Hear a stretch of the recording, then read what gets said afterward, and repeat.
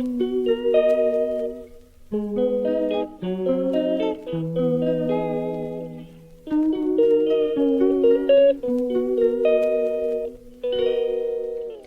calls me day and night.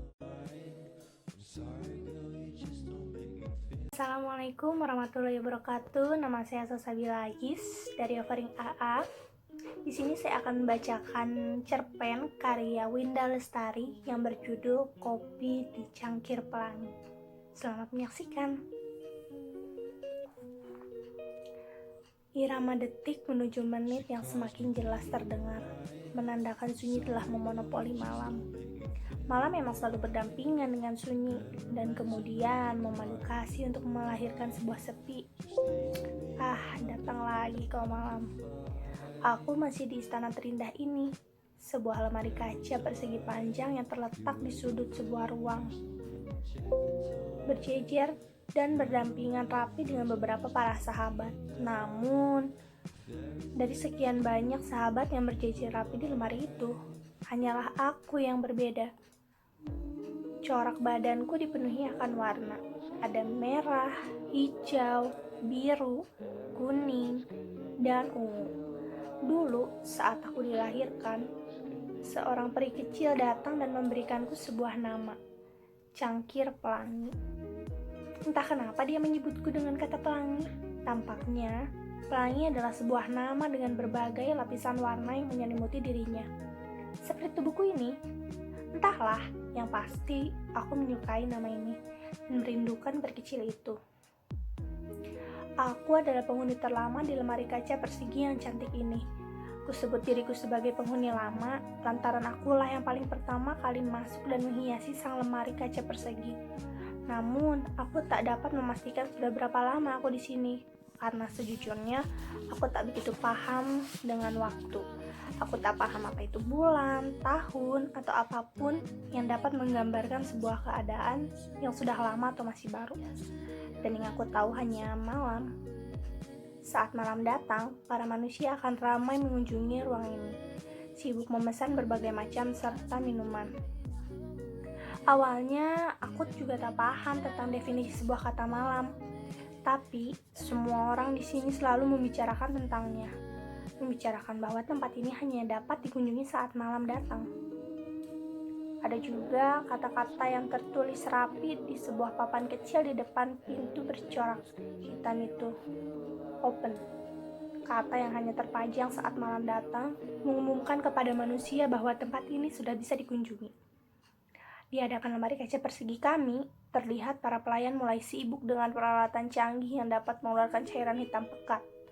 Kemudian mereka mengambil beberapa sahabatku dan menuangkan cairan itu memenuhi tubuh sahabat-sahabatku. Awalnya aku tak mengerti cairan apa itu. Namun, setiap kali kulihat wajah mereka yang meminum cairan itu dari tubuh sahabatku, terlihat rona bahagia yang mereka pancarkan dari wajah-wajah yang beraneka ragam, tua dan muda. Itulah kenapa aku sebut cairan itu dengan nama cairan kebahagiaan. Pesan kopi 1, teriak seorang gadis berjilbab dengan kemeja usang. Baik, ada lagi? Tanya seorang pelayan sembari tersenyum. Iya, bolehkah aku menggunakan cangkir itu? Katanya sambil menunjuk ke arahku. Aku pun terkejut. Aku? Tanyaku heran. Dari sekian banyak manusia yang datang ke tempat ini, hanya dialah manusia pertama yang memilihku. Manusia yang mengarahkan jari telunjuknya tepat di hadapanku, memilih untuk dapat ia gunakan. Selama ini, aku hanya ada sebagai hiasan belaka, mendampingi para sahabatku yang lalu lalang, kadang pergi dan kadang datang kembali dengan badan yang bersih dan wangi. Kami adalah sebuah cangkir. Iya, sebuah cangkir. Memang selayaknya kami terlahir sebagai wadah benda cair, sebagai alat manusia untuk dapat meminum sesuatu, bukan terbiar usang dalam lemari kaca seperti ini. Seperti seekor burung yang hanya diam membisu di sebuah kandang, tanpa dapat terbang. Padahal semua orang tahu bahwa burung memiliki sayap yang diciptakan untuk terbang. Namun, Sebagian manusia yang egois dan berdalil kata sayang malah merenggut kebebasan dari sang burung. Begitu juga denganku. Pemilikku berdalil bahwa dia sangat sayang padaku dan membiarkanku menjadi hiasan sebuah lemari kaca persegi. Pada siapa aku harus menyampaikan rasa ketidakadilan sebuah benda mati seperti kami ini? Aku sadar betul bahwa aku hanyalah benda yang tak bisa bicara. Maaf, tapi cangkir itu hanya hiasan. Jelas salah satu pelayan dengan baju seragam hitam khas yang bertuliskan kafe kopi kita. Gadis itu menatap dengan tajam pegawai kafe. Ayolah, bukan berarti cangkir itu tak bisa digunakan, bukan? Katanya lagi dengan nada memaksa. Aku hanya terus memperhatikan perdebatan antara pelayan dan sang gadis dari balik kaca lemari. Dan akhirnya, dengan wajah terpaksa, pelayan itu pun tetap mengambil dan mengeluarkanku dari istana ini. Bahagia, itulah rasa yang aku dapati. Untuk pertama kali, aku keluar dari istana yang telah membuatku iri dengan para sahabat. Iri dengan mereka-mereka yang telah terlebih dahulu merasakan bagaimana rasanya keluar dan berdampingan dengan para manusia.